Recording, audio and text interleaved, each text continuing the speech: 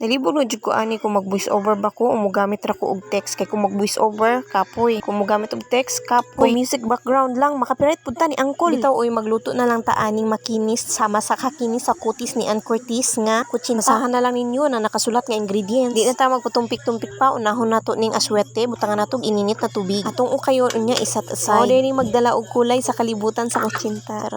Sunod sa isa kasudlanan atong salaon ang ato ang harina. Pagkuman salaon pud nato ang ato ang kasaba flour. Salaon jud nato na siya para mawala tong mga bilog-bilog. Man ihalo pud nato ang ato ang asukal. Depende sa inyo ha kung unsa katamis ang gusto ninyo. Unya butangan nato og 3 ka baso nga tubig o water. Man nato ang paghaluon og maayo para mawala tong mga bilog-bilog. Unya butangan nato og asin, unya tong ato ang aswete, tong ihalo. Man para makunat ato ang kutsinta atong butangan og lihiya water. Sara ka kutsara. Unya nagpainit ako daan og tubig diri para ma-ready na siya. Kuman gisala na pud nako ang mixture ganina para mawala tong mga bula. Para ma-sure jud nato ba nga makinis jud siya. Kuman ako na nang gibutang sa iyahang hulmahan. Depende sa inyo ha kung unsa kadagko ang hulmahan nga inyong gusto. Kuman ako na siyang gibutang sa steamer. Make sure lang nga niinit atong tubig nimo kung ina. 15 minutes ra ni nga pagbukal sa mahinang apoy. So after 15 minutes mauna ning resulta, toppings dayon og cheese or buko. Walang to, bye-bye.